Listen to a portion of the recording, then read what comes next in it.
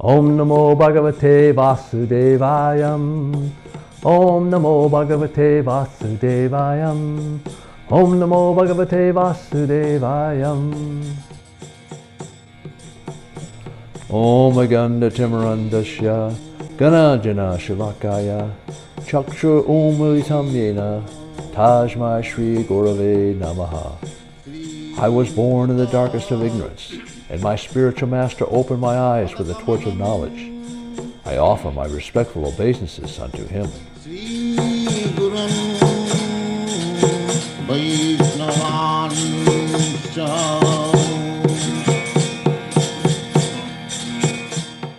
Hare Krishna. The following video series is a summary of the Srimad Bhagavatam. Srimad Bhagavatam was translated into English by His Divine Grace A.C. Bhaktivedanta Swami Prabhupada. Also included are His in-depth commentaries known as purports. These purports unpack the often complex and symbolic language of the text, making it understandable to a wider audience. The Srimad Bhagavatam, also known as the Bhagavata Purana, is considered the most important of sacred scriptures. Composed around 5,000 years ago, it is considered the ripened fruit of the tree of Vedic literature and the original commentary on the Vedanta-sutra. The author of Srimad Bhagavatam is Srila Vyasadeva. He is also the compiler of the Vedas, classified as a Purana, a vast genre of ancient stories and knowledge encompassing history, philosophy, and spiritual teachings. Srimad Bhagavatam includes stories of avatars, creation narratives, lives of saints and sages, philosophy discourses, and practical guidance for spiritual life. Divided into 12 cantos with over 18,000 verses covering 10 subject matters. 1. The elemental creation. 2. The secondary creation. 3. The planetary systems. 4. Protection by the Lord. 5. The creative impetus. 6. Manvatars. 7. The science of God. 8. The dissolution. 9. Liberation. And 10. The supreme shelter.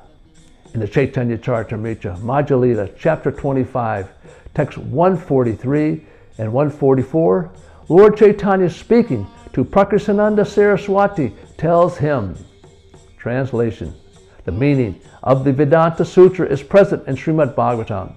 The full purport of the Mahabharata is also there. The commentary of the Bhagavad Gayatri is also there and fully expanded with all Vedic knowledge. Srimad Bhagavatam is the Supreme Purana.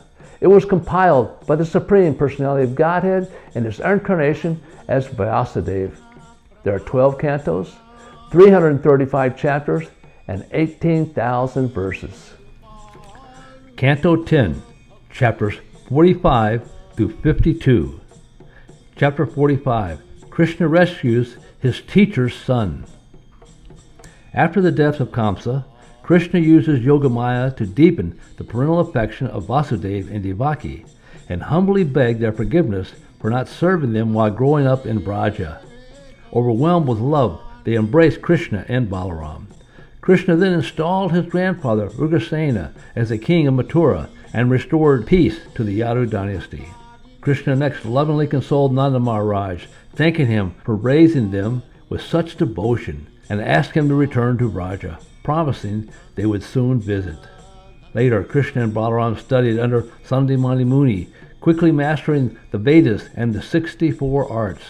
As Guru Dakshina, they retrieved their teacher's dead son by defeating the demon Panchaganya and bringing the boy back from the abode of Yamaraj. A verse from chapter 45 is text 7. Matraram pritaram vidham Bharyam sadvim sutam sisum Gurum vipram prapanam cha Kapo vivrakchasvamrita. Translation. A man who, though able to do so, fails to support his elderly parents, chaste wife, young child or spiritual master, or who neglects a Brahmin or anyone who comes to him for shelter, is considered dead, though breathing. Chapter 46. Uddhava visits Vrndavana. Lord Krishna sent his dear friend Uddhava to Vraja to console Nanda, Yasoda, and the gopis who were suffering in separation from him. When Uddhava arrived in the beautiful village of Braja at sunset, he saw the cows returning home and the villagers joyfully chanting the glories of Krishna and Balaram. Nanda Maharaj warmly welcomed Uddhava and anxiously asked about Krishna, remembering how the Lord had protected the village from many dangers. As Nanda spoke of Krishna's pastimes, his voice choked with emotion, and Yasoda was overwhelmed with motherly love and tears. Seeing their deep devotion, Uddhava glorified their pure love for Krishna. That night they spoke only about Krishna. The next morning the gopis sang his glories while churning butter, filling the village with sacred sounds.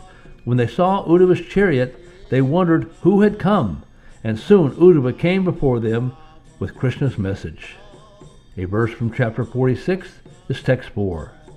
Taman manaskap mat prana mat arte vakta daihika mam eva daitam prestam atmanam manasagata yetakta loka dharmascha mat arte tan vibharyam ham. Translation. The minds of those gopis are always absorbed in me, and their very lives are ever devoted to me. For my sake, they have abandoned everything related to their bodies, renouncing ordinary happiness in this life, as well as religious duties necessary for such happiness in the next life. I alone am their dear most beloved and, indeed, their very self. I personally sustain such devotees, who for my sake give up all worldly duties. Chapter 47. The Song to the Bee. When Uddhava arrived in Braja with a message from Krishna, the gopis surrounded him, astonished by his resemblance to Krishna. Overcome with separation, they began remembering Krishna's pastimes and wept openly. One gopi, seeing a bumblebee, spoke to it as if it were Krishna's messenger, expressing the intense pain and devotion of the gopis while glorifying Krishna's names, qualities, and pastimes. Uddhava then consoled them and delivered Krishna's message. Although he seemed far away, he remained the supreme soul in everyone's heart. He explained that his separation was meant to deepen their constant remembrance and love for him. The gopis replied that they could never forget Krishna and long for his return. Their pure devotion deeply amazed Uddhava, who glorified their love as the highest form of devotion, greater even than that of great gods and sages. After staying in Braja for some time and witnessing this extraordinary love, Uddhava returned to Mathura and reported everything to Krishna and Balaram.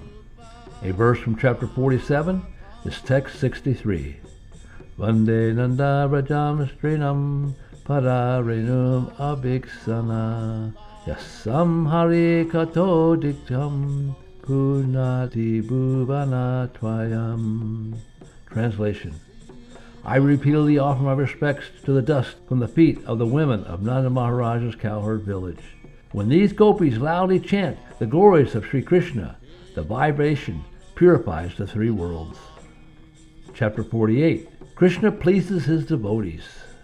In this chapter, Lord Sri Krishna first visits Sri Dvaraka, also known as Kunja, and enjoys with her, and he then visits Akrura. The Lord sends Akrura to Hastinapura to satisfy the Pandavas. After receiving news of Braja from Uddhava, Lord Krishna first visited Sri Dvaraka. She welcomed him with respect and worship. Krishna reclined on an opulent bed, while Sri Dvaraka offered him sandalwood paste with her devoted attention. She attained a rare personal association with the Lord and was freed from her inner torment. Next, Krishna, accompanied by Balaram and Uddhava, visited Akrura. Akrura honored them with reverent prayers, washing their feet and showing devotion. Pleased, Krishna praised him as a saint and instructed Akrura to visit Hastinapura to check on the welfare of the Pandavas. After this, Krishna returned home with Balaram and Uddhava. A verse from chapter 48 is text 11. Durajyam Tamaraja Vishnum Sarveshvareshvaram Yovrinite Manograyam Asat Vatkumanishyasa. Translation. Lord Vishnu, the Supreme Lord of all lords, is ordinarily difficult to approach. One who has properly worshipped him and then chooses the benediction of mundane sense gratification is certainly of poor intelligence, for he is satisfied with an insignificant result. Chapter 49, Akrura's mission to Hastinapura. This chapter describes how Akrura went to Hastinapura, saw Dhritarashtra's unfair behavior towards his nephews, the Pandavas, and then returned to Mathura.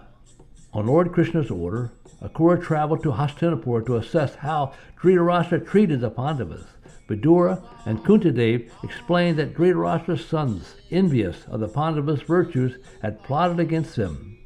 Kuntidevi cheerfully prayed to Krishna for protection, and Akrura reassured her of their ultimate safety. Akrura then delivered Krishna and Balaram's message to Dhritarashtra, urging him to treat all his subjects fairly, warning that favoritism toward the Kauravas would bring infamy and suffering, while impartiality would bring fame and merit. The king acknowledged the wisdom, but admitted his attachment to his sons prevented full acceptance. After returning from Hastinapura, Akrura reported to Lord Krishna and Balaram about Dhritarashtra's partiality towards the Kauravas and the suffering of the Pandavas. Krishna, pleased with Akrura's diligence, praised his loyalty and foresight. The chapter emphasizes how devoted servants like Akrura act to protect the righteous, conveying divine instructions to uphold Dharma. Krishna and Balaram's guidance ensures justice and safety for the Pandavas, showing that the Supreme Lord's plans unfold through his devotees' faithful actions. A verse from chapter 49 is text 11. Krishna Krishna Mahayogin Vishvatman Vishvabhavana Prapanam Pai Govinda Sisu Vishchavasistitam. Translation. Krishna, Krishna, O great yogi, O supreme soul and protector of the universe, O Govinda, please protect me, who have surrendered to you. I and my sons are being overwhelmed by trouble. Chapter 50. Krishna establishes the city of Dvaraka. After Krishna killed Kamsa, the demon's father-in-law, Jarasandha, attacked Mathura in anger. Krishna and Balaram repeatedly defeated his massive armies, annihilating them each time. Although Balaram once captured Jarasandha, Krishna deliberately had him released, knowing he would return with more forces, allowing the Lord to continue reducing the earth's burden. Jarasandha attacked 17 times, and each time his armies were destroyed. As he prepared for another assault, a new threat arose. The powerful warrior Kalyavana marched on Mathura with a vast army. Seeing the danger of a combined attack, Krishna made a strategic decision. By his divine power, he constructed the fortified city of Dvaraka within the sea and safely relocated all the Yavanas there. Protected and prosperous in this new city, they were beyond the reach of their enemies. With his people secure, Krishna prepared to face the next challenge. A verse from chapter 50 is text 16. Sankam dadma vinirgatya harir daruka sarasi tato bhupara sanyanam hridi ritrashyave patu. Translation. As Lord Krishna came out of the city with Daruka at the reins of his chariot, he blew his conch shell, and the enemy soldiers' hearts began to tremble with fear. Chapter 51. The Deliverance of Mucukunda. This chapter describes how Lord Krishna caused Mucukunda to kill Kalyavana with his harsh glance, and it also relates the conversation between Mucukunda and Lord Krishna. After securing his family in Dwarka, Lord Krishna lured the powerful Yavana king Kalyavana into the mountain cave. There, Kalyavana mistakenly attacked a sleeping warrior, Mucukunda, who had been granted the boon of perpetual sleep by the demigods. Awakened, Mucukunda's harsh gaze instantly burned Kalyavana into ashes. Krishna then revealed his divine form to Mucukunda. Recognizing the Lord, Mucukunda requested only to take shelter of Krishna's lotus feet. Pleased, Krishna blessed him, affirming that his devotees are free from material desires, and granted Mucukunda the assurance of perpetual devotion and liberation. A verse from chapter 51 is text 22. Yavane bhashma sannite bhagavan sasvartar sabha atmanam darshayam asa Mucukundaya Dhimate. Translation. After the Yavana was burnt to ashes, the Supreme Lord, chief of the Sattvatas, revealed himself to the wise Mucukunda. Chapter 52. Rukmini's message to Lord Krishna.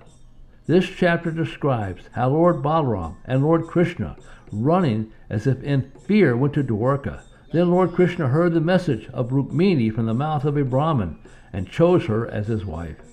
After aiding King Mucukunda, Lord Krishna and Lord Balaram returned to Mathura, destroyed the invading barbarian army, and then cleverly evaded Jarasandha's massive forces by climbing a burning mountain and safely reaching the floating Dwarka fortress.